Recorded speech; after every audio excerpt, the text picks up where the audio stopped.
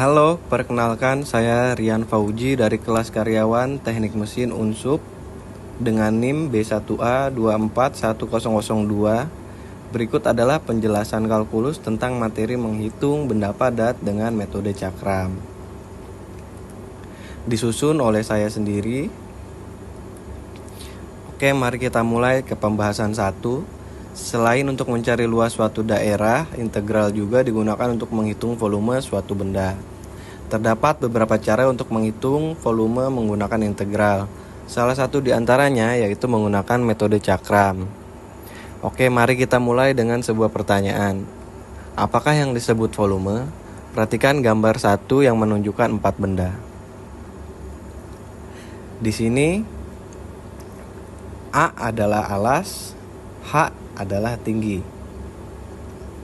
Secara umum, volume benda padat atau solid dicari dengan V sama dengan A dikali H.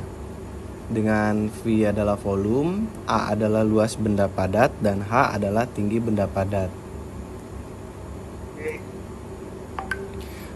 Untuk menentukan volume benda putar, perhatikan persegi panjang yang terletak pada bidang datar. Apabila persegi panjang tersebut diputar dengan pusat pada suatu garis, akan terbentuk salah satu cakram dalam benda putar yang volumenya delta V sama dengan V R besar kuadrat delta X. Sehingga volume benda tersebut dapat didekati dengan menggunakan N buah cakram yang memiliki tinggi delta X dan jari-jari R dalam kurung XI yang menghasilkan volume benda putar menjadi sigma batas atas N, batas bawah T sama dengan 1, T dalam batas R dalam kurung XI pangkat 2, delta X menjadi T sama dengan T sigma batas atas N, batas bawah sama dengan I, R dalam kurung XI kuadrat delta X. Secara sistematis, menentukan volume benda putar dengan metode cakram dapat dilihat seperti berikut. Rumus pre-kalkulus volume cakram. V sama dengan T, R kuadrat T, volume 1 bagian sama dengan V sama dengan V, R, XI, akar pangkat 2 delta X. Rumus integrasi volume benda putar.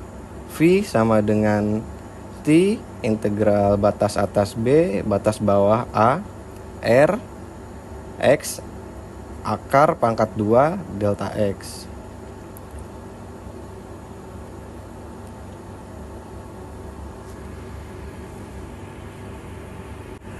Rumus yang serupa juga dapat diturunkan apabila sumbu putarannya vertikal. Apabila sumbu putarannya adalah vertikal dalam kurung sumbu Y, maka rumus volume benda putarnya adalah sebagai berikut. Volume sama dengan T integral batas atas D, batas bawah C, R, Y akar pangkat 2 DY.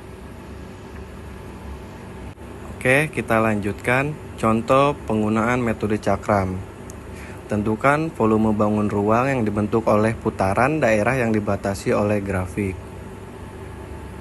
Di sini ada rumus. Rumus tersebut adalah F dalam kurung X sama dengan akar sin X, dan sumbu X dalam kurung 0 kurang dari X kurang dari T dengan putaran sumbu X. Lalu ke pembahasan. Dari persegi panjang biru di atas, dengan mudah kita dapat memperoleh jari-jari dari bangun ruang. Adalah di sini ada rumus lagi. Rumus tersebut R dalam kurung X sama dengan F dalam kurung X sama dengan akar sin X, dan di sini ada gambar sumbu X dan Y bidang datar dan sumbu X dan Y bidang putar. Di bidang datar sumbu X dan Y, jari-jari tertulis T per 2 delta X TI, tingginya R dalam kurung X. Di sini yang tercetak warna biru tertulis F dalam kurung X sama dengan akar sin X. Oke, selanjutnya di sini ada contoh soal lagi. Sehingga volume dari benda putar yang terbentuk dapat ditentukan sebagai berikut. V sama dengan T integral batas atas B batas bawah A dalam kurung R besar dalam kurung X pangkat 2. dx sama dengan TI integral batas atas TI batas bawah 0 dalam kurung sin X pangkat 2 delta X.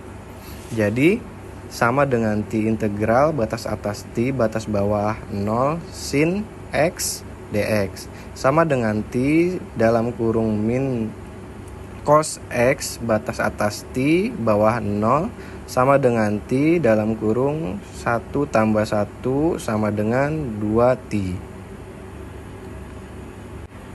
Jadi volume benda putar yang terbentuk dapat disimpulkan adalah 2T satuan volume. Mungkin cukup sekian pembahasan dari saya. Kurang lebihnya mohon maaf. Wassalamualaikum warahmatullahi wabarakatuh.